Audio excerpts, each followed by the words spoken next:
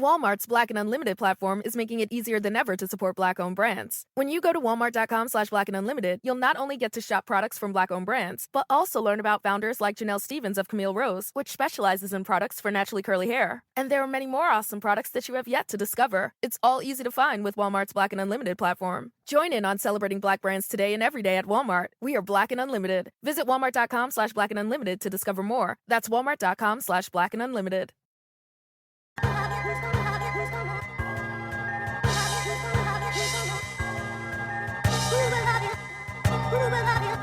Welcome to episode 114 of the Highly Relevant Podcast, a U.S. Latino show where I interview the people and discuss the moments that are shaping our American and Latino pop culture.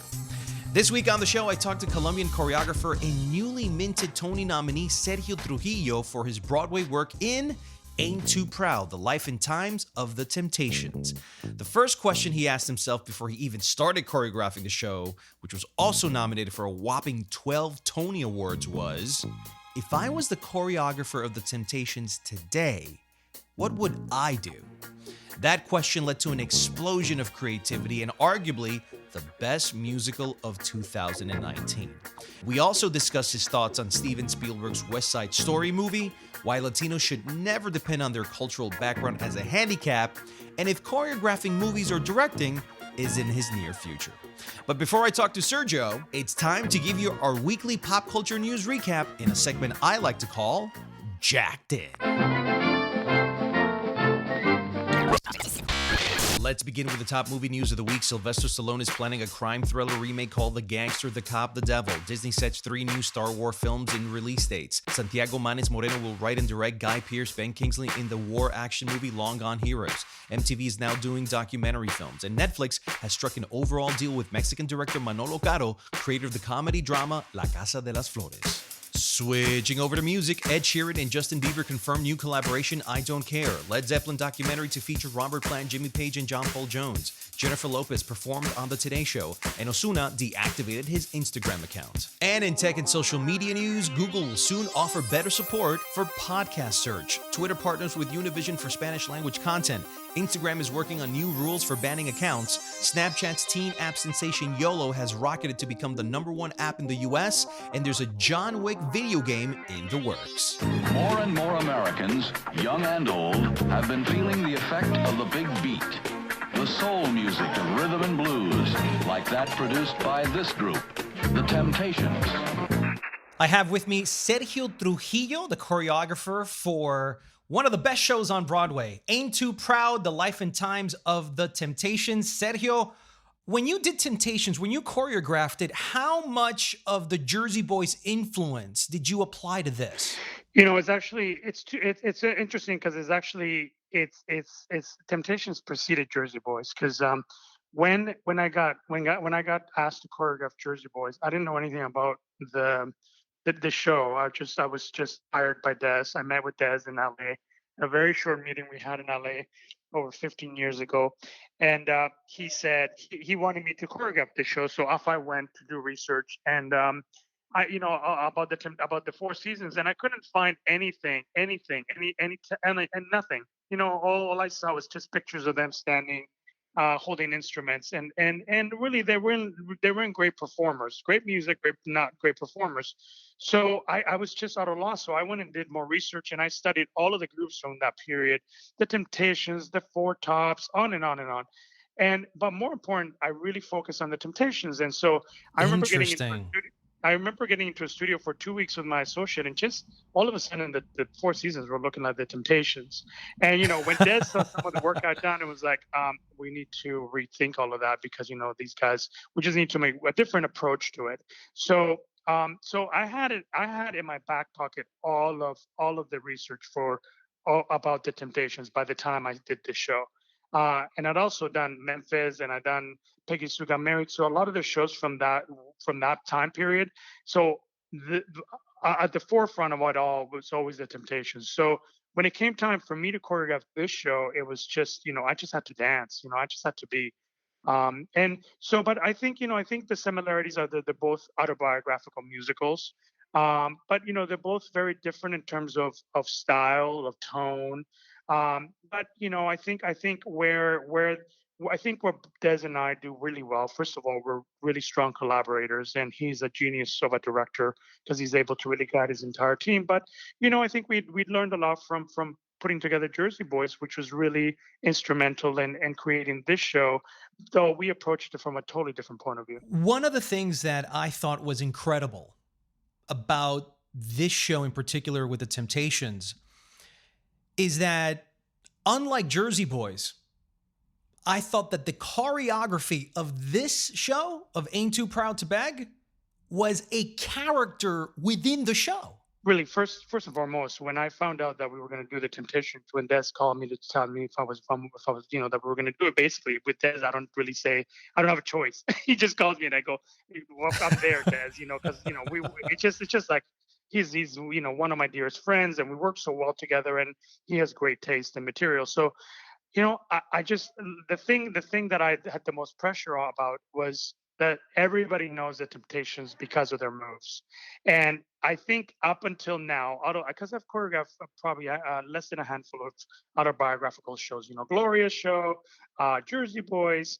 And so when it came time to do this one, I had the most pressure out of all of the shows. Really? Yeah, because, although I feel confident about the vocabulary in the world, I had to really make sure that I lived to the legacy of these men, and so I really made sure that, first of all, that the choreography was always, more than anything, serving the show, the story, the characters at the forefront. That's always, and then of course, I think with Des and I, we more made a choice that, yes, you're absolutely right. It's very, very smart of you to really notice that, because we did want the choreography to be at the forefront as a character, as a narrative, as a sort of as a through line for our show. As a, not only, the show certainly lives in an emotional place, but I think the choreography of the show is certainly a very much through line and a pivotal part of our show. So tell me about the creative process of coming up with the language of the choreography. Were these actual steps and moves that the Temptations used themselves, or did you combine some of their steps from the original moves with brand new ones? And if it were new, how did you come up with those? Well, I think the choice that I made right from the beginning was that if I was going to work on this show, that I would need to put myself in this. If I was the choreographer of the Temptations today, what would I do? Right. That's the first thing that I said to myself. I said, so I am not going to recreate anything that they've done in the past. So the whole thing was new, Sergio? Yeah, the only moment that I paid homage to them was the opening number, the way you do the things you do. And I paid homage to, it's similar, kind of, not really. It's very, but it's because I wanted the audience, the minute that they see them, to really think that, for them to think that they were in good hands, so that when they look at these guys moving, they're looking at them and thinking, wow, that they look like the Temptations. That's the Temptations. Once I did that number, I moved away. I just said, you know what? That is the choice that I made. From then on, every single thing is my own interpretation of what it should be, because I wanted it to be my own. I wanted to put my own stamp on it all. So, as a matter of fact, Otis Williams asked me if he could borrow a couple of my steps for You're kidding me. He did. So what is it? You copyright those moves that you have to loan it out, or how does that work? At some point, just like my Jersey Boys choreography, the Jersey Boys choreography and steps and vocabulary never existed. So to the point now that I have to copyright it, because wow. the show, none of it can exist without it. So interesting. How long did you set this up for? In terms of the process, how long was the process from beginning to end? It's over 2.5 years, because we did a workshop of it 2.5 years ago. So the last choreography that you had done on Broadway was, correct me if I'm wrong, was the Donna Summer musical. And before that, it was On Your Feet with Gloria Estefan. Now you have the Temptations. How do you go from cleansing your palette from one to the other? I mean, because your versatility is just amazing. And it almost feels like there's 3 different choreographers, but it's all you. So where do you find the versatility and the uniqueness for each show so it doesn't look like the other one? I'm very lucky that 30 years ago, I was in the cast of Jerome Robbins Broadway, and I think one of the biggest lessons that I learned from a very early age on, was to watch the work of people like Jerome Robbins, who was able to work to choreograph Fiddler on the Roof, Gypsy, On the Town, Peter Pan, West Side Story. When I watched all of those ballets, I studied them, and this is an artist who put the narrative in the forefront, and who really made sure that each show was serviced by different vocabulary, by Hmm. different words, so that, as opposed to imposing himself on the piece and the way he moved, what he did was he was a master of sorts, because he actually researched the language of the period and of the time, and the language that serviced the material. And that's what I think. For me, it's like, the first thing that I do is, I don't, of course, I do a lot of prep for the shows, and I do a lot of research. But the first thing I need to find is, how does the world move? How do these characters move? How does the, like, what is the language in which we can tell the story? And so that comes at the forefront of every show that I do. And I've been lucky that I've done. I also did Memphis, which is totally different. Leap of Faith, All Shook Up. So I've made sure that I become enslaved by the language of the show, because I do. And sometimes, I'm sort of sacrificing my identity as an artist or as a choreographer, because I decide to be a chameleon of sorts. Is this the most amount of choreography within a show that you've done? No, I think Memphis had just as much choreography. I It's mean, just we're that talking, there's a lot of choreography in the Temptations. And of course, I yeah. mean, obviously it's because they were known for that, but the music and the dance kind of just flow together. Yeah, I think what's there is the I think what the audience notices is the subtlety of certain moments. Like, sometimes the temptations are always present, but they're present, like, if there's a great moment in when Otis has his first date with his girlfriend, and the four temps are on the side, and they are just standing there, and they're snapping. And for some people that may not be seen as choreography. Obviously, for you it was, and that's what I tend to do. Sometimes is a gesture that, and sometimes restraint takes more than the obvious. And I think that's Mm. why this seems like there's a lot more choreography, because there's a lot more, there is subtlety, there is restraint, or there is obvious moments of real, like, just blow it out choreography. And those moments are all really carefully threaded, because I could have been, I could show off, anyone would want to show off. But I just thought, I want it to be really subtle. I want it to be stylistically right to service the material in the show and the moment, the emotional moment. So there is a lot of choreography, but it's because I think, and it appears there's a lot of choreography, because there's always a presence of a gesture, or a breath of it that just weaves in and out of the show. It's beautiful, man, and it was one of the best choreographies that I've seen in a long time, probably since you were doing You're your other sweet. Thanks. shows. Um, Thanks, Jack. for you to give the actors this amount of choreography within the show, that is very physical as well. What kind of actor? I mean, does every actor have to be a triple threat to get the moves? Was this a difficult for the actors in this particular round? Was it easy for them to get? Did you face any challenges with the actors? One of the not my talents. I think one of my strengths as a collaborator of sorts is that I think, not I think, I know, I'm able to draw the best out of an actor, or out of an artist, out of a dancer, a singer, or an actor. That I'm able to really figure out. It's like a tailor. Mm-hmm. It's like a really good tailor figures out exactly how to Right. make a really amazing suit, because he knows that you have broad shoulders and long legs, or what have you. So you know I'm the able. weaknesses and strengths of all your actors, and then you can work with them to get it out of them, right? Yeah, I mean, I think the big compliment that I got was with John Lloyd Young being Frankie, because John couldn't dance. And Really?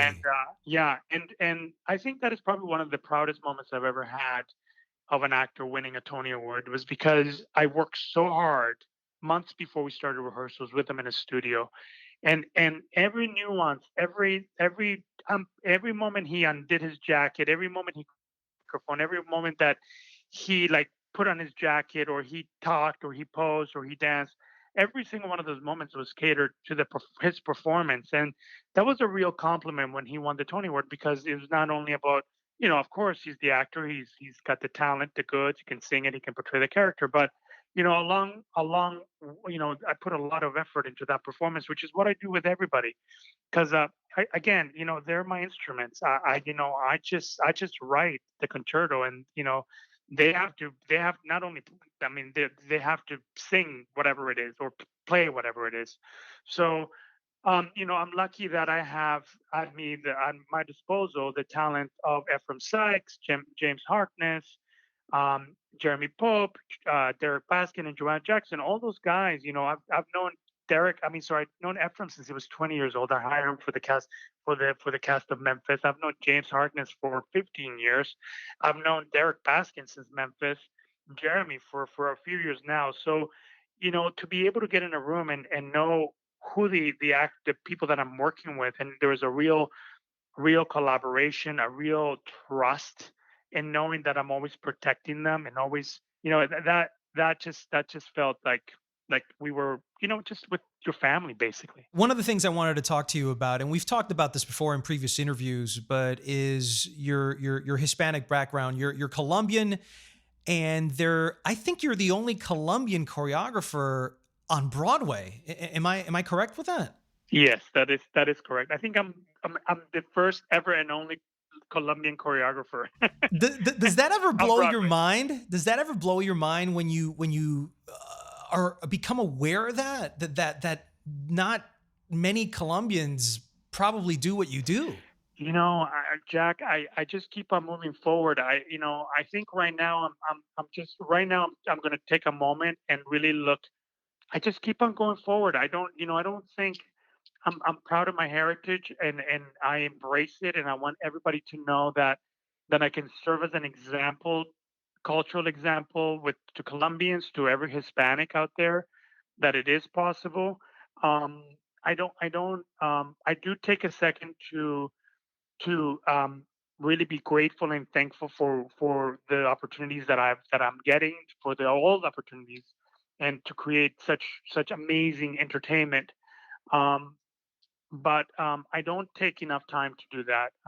And I do want Colombians and every Hispanic to know that, that it is possible, that it is possible to thrive, to succeed in the arts. It just takes a lot of work and sacrifices. It does. You've talked about tenacity. You've talked about determination, healthy ambition as part of the virtues and traits to get to the level where you are. I know you work extremely hard because one of the things that I remember talking to you about in previous interviews has been that you never felt discriminated on Broadway. You never felt like someone said, "Oh, you're inferior and I'm superior." You always felt like you were on equal footing with everyone else. And if you never got a particular gig, it wasn't because of your background or your language or anything like that. It was always because somebody probably worked a little harder than you. And it motivated you and galvanized you to work even harder. Today, in the 5 years that have passed by since you probably did all your other shows, Memphis, Jersey Boys, et cetera, have you noticed a rise in interest from Hispanic audiences or Hispanic talent that want to work on Broadway? Yeah, well, first of all, Jack, thank you for remembering that, because that really is a sort of motto for me, and something that is very important for other cultures, just in terms of just culturally. It's very important that everybody know that we should never use our race as a handicap, ever, because I think that it gets in the way of the real work. So thank you for remembering that and acknowledging that, because that means the world to me, because I think that's really important. I'm very, I'm very excited about the number of Hispanic actors, actresses, that are out there that are putting themselves forth. The number has grown, and not only grown in terms of, but the caliber of the talent. And I'm just going to equate it to, so this is really interesting because, uh, so Memphis happened in 10, yeah, almost 10 years ago. And I remember back then when we were having auditions, how hard it was to find real triple threats in the African American community. We found some, but it was very challenging. Cut to, 8 years later, 2 years ago, when we were doing the auditions for Ain't Too Proud, and I got into a room, and in that room were 30 of the most incredibly talented African American actors who can sing, act, and dance. Hmm. And that, I'll never forget that audition, because that audition to me was like, they were I just, it was the hardest thing to do for me to cut anybody, but Wow. they were all so incredibly supportive of each other. And and that is what is beginning to remind me of, um seeing, audition through the auditions of On Your Feet, seeing the number of talented Hispanic actors and actresses out there is just really incredibly encouraging and admirable. And it is my hope that we can continue to work hard and put ourselves forth. And I think that, casting wise, I think everyone's very much on the idea that, blind casting, and it doesn't matter, that I think we can think further in terms of casting, because I think it's obvious that anybody of any race can play any role on any time. So that's all very encouraging. Steven Spielberg is doing West Side Story. Have you been involved in any of that by any chance? I sort of was hoping that I would be called upon to work on at least the the the land part of it, because I mean, but I do hope that, I mean, they've hired some actors and dancers that I know very well, and I know that they're going to bring a lot of authenticity to it.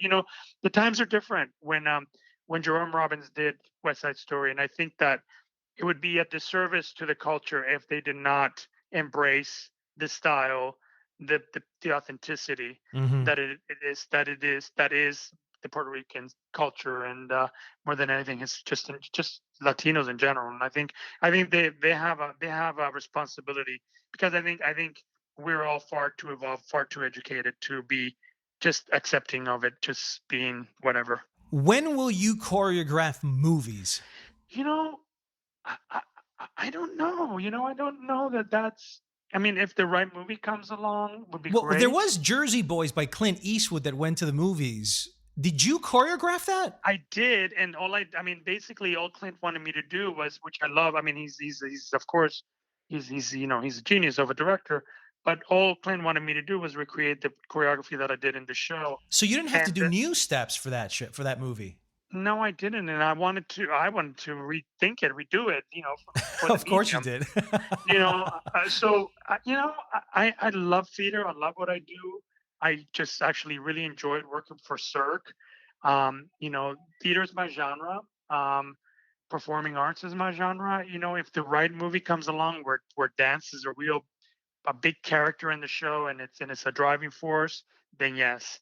But unless, it's a different ball game. And I love what I do. I don't right now I don't need to venture any further out than I am. I'm just incredibly still inspired by the work that is done by all of my peers.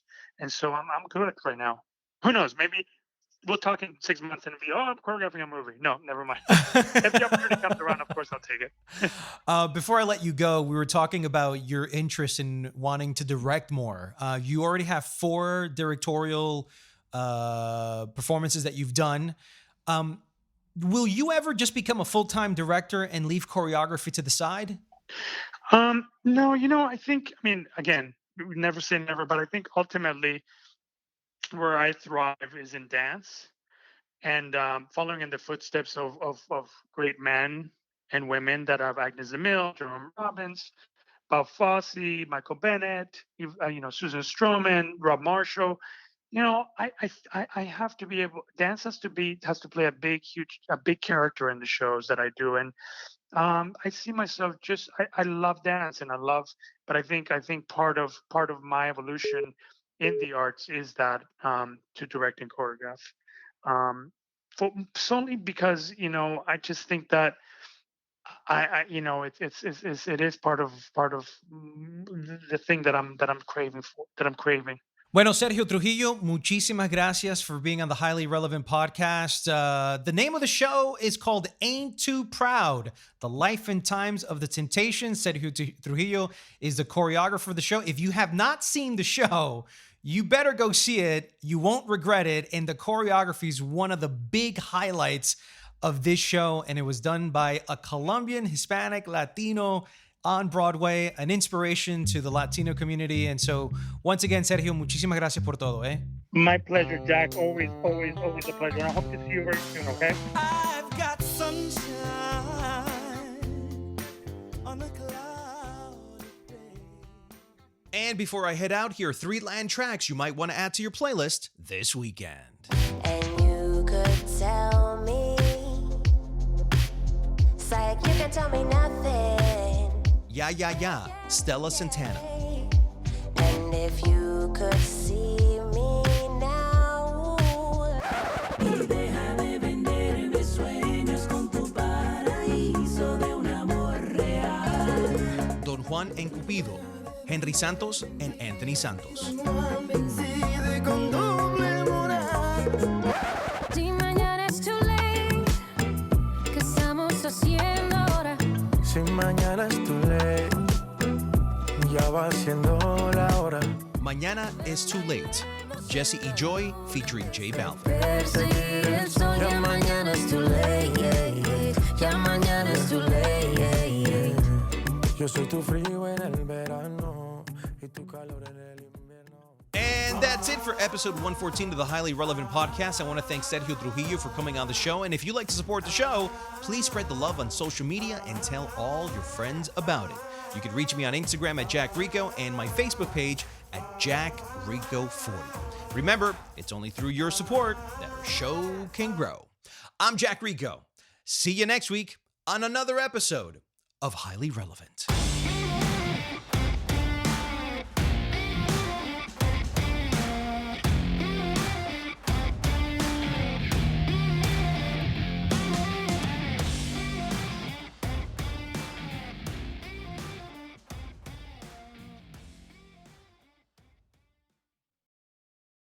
Walmart's Black and Unlimited platform is making it easier than ever to support Black-owned brands. When you go to walmart.com/Black and Unlimited, you'll not only get to shop products from Black-owned brands, but also learn about founders like Janelle Stevens of Camille Rose, which specializes in products for naturally curly hair. And there are many more awesome products that you have yet to discover. It's all easy to find with Walmart's Black and Unlimited platform. Join in on celebrating Black brands today and every day at Walmart. We are Black and Unlimited. Visit walmart.com/Black and Unlimited to discover more. That's walmart.com/Black and Unlimited.